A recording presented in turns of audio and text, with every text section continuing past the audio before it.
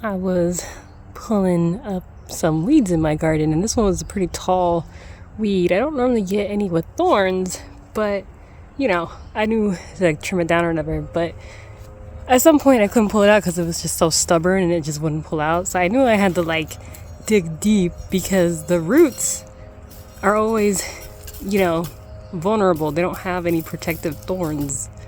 So tools are important because I had to use my shovel to get the thorns out, right? The weed out, and of course the thorns grow bigger and bigger the closer it gets to the roots because it's trying to protect its vulnerable area because there are no thorns in the root area because that's where it gets nutrients and it's relatively safe in the soil, right? Next to where bugs are, but the bugs are also good for the soil. But I use the pruners to cut away at the bigger parts, so maybe I could like make it easier for me to pull it out when I knew it was ready. So once I dig it up, I can just grab it with gloves as protection, because I'm not just going at it just with no protection, right? Otherwise, that would just hurt me. But similarly, these are kind of the tools that the Holy Spirit gives us, right? So we are prepared to deal with situations that seem tough and rough, right? So that once it's time for us to actually get to the core of things, we can just be able to easily pull it out, even though it looks hard. But with the tools we have, it makes it easy. Yeah, I was thinking similarly, like how sometimes you want to tackle a problem, but when you reach out for like an immediate area, it just kind of is hurtful or can cause pain, and it's just easier to just get to the root of the problem, but that means you gotta dig deep and then use all your strength to pull it out, you know? And similarly, I can tell like what a harvest or vegetable, because I have a vegetable garden that's like good, right?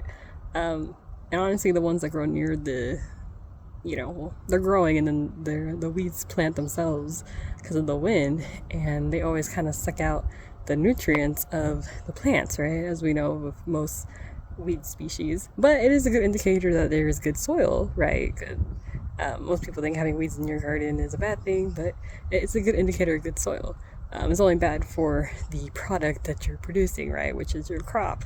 And I have a lot of flowers that were growing, so I knew it was time to harvest and stuff. So I'm growing carrots, and as you can see, I got a good amount of carrots. I got some fat ones, I got some medium sized, and I got some small ones. These small ones were growing next to the weeds, but you could tell that they still have some nutrients in them, even though this one I might have to cut off the top, but it's still workable, And then I got these, which they had more space to grow.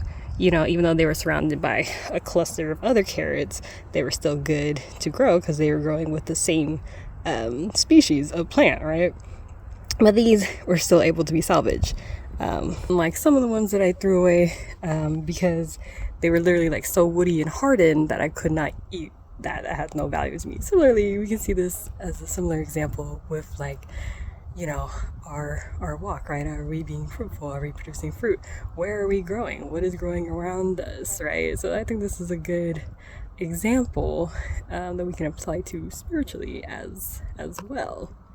And I'd also like to point out that some of the carrots are the bigger ones actually grow kind of abnormally, right? So there's some points where you can tell that they had like less water or more watering periods, but you can see how they progressed and how they were still able to develop pretty well, even despite certain periods, say like this, where you could tell it was getting kind of choked out a little bit and wasn't able to grow as much because it had a lenient season, just not as much water because of the weather, because of the heat exposure, right? Because I had this on an automatic irrigation system, so the water is constantly coming. It's just how it adapts to the environment that it's in and how it grows, but it still persists, as you can see, which is why persistence and endurance is everything.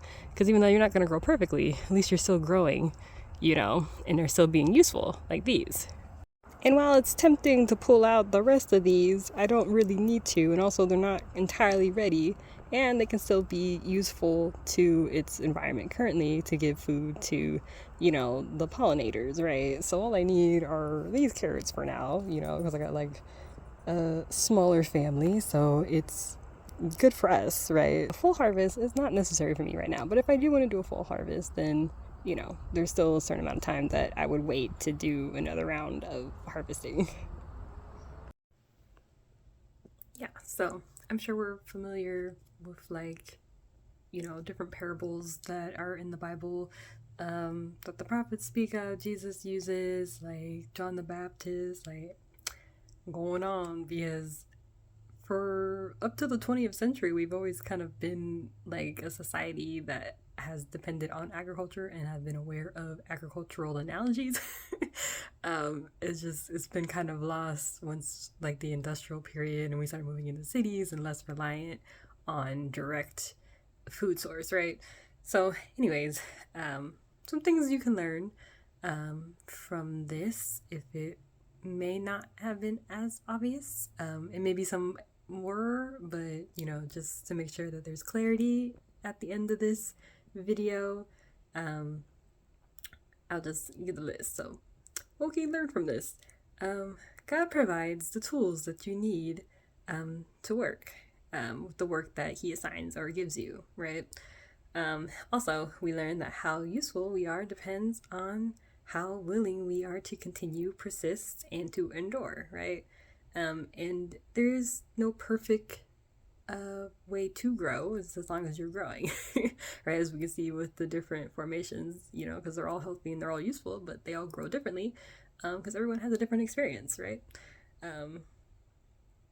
Big or small results don't matter, right? You can have small carrots, you can have big carrots, as long as they're useful, right? And also for us, for human analogy comparison, it really depends on how available you are, and also how complete your work is. Like, have you completed the work that God has assigned to you, and also have, because He gives you what you can handle. So are you able to complete that task? If you are the small carrot and you have a small task, did you complete that? Good. If you're a big carrot, then you have a bigger task to produce, right? So, the things that I tossed in the garbage, what can we learn from that? For one, I mentioned in the video that some that I tossed were like the woody ones that like I could not eat because it's so hard and so dehydrated. There's like no nutrients in it at all for a human to eat. It's not useful, and we can, compare that to say a hardened heart. Like, it's not gonna produce anything. It's not gonna be very useful. It's gonna get tossed. And then I did not mention this in the video, just because the visuals would have been really nasty. But they were big carrots, right? They looked healthy. They looked like those really fat ones that I had pulled out. But when on closer inspection, it was infested. It was a home for bugs. The bugs built a home in a condo, skyscraper apartment. And, so what would this deceitful carrot kind of look like? Would be somebody that looks the part, looks like they've done the task, but actually are not. So that would be the unfaithful servant, right? The person that, gets turned away because they really were not part of us, of the family, and Jesus would have said, "I never knew you," right? Because you looked the part, but on closer inspection, that is, I cannot use that at all. So immediately tossed. And I guess in this analogy, the garbage would be like Gehenna, and or if we're using like the Bema seat analogy of Jesus' rewards, then like it would have been refined in the fire and it all would have been lost, right? Would have burned that. But yeah, and then last but not least, the reason why I was talking about why I only pulled certain amounts and why I kept some in the garden is just to compare to like, and for us to just remember that God decides where we are. He plants us and He can remove us, right? From the locations that He assigns us to the people that are in our life, jobs, whatever, you name it. It's up to His sovereignty, right? For how long you stay, when is your time to be pulled, and when does that harvest produce, right? And, and the reason why those staves were the one that I have my carrots stay is because it's beneficial to the pollinators, right? So, say God has you stay in an area that you may not be happy in, but he wants you to stay there because that's one, your assignment, and it's not a complete assignment yet. And, it benefits those around you with you being there as well. So, yeah, hopefully we've learned this. If there's other stuff that God was teaching you in these as well, please comment because I'm curious.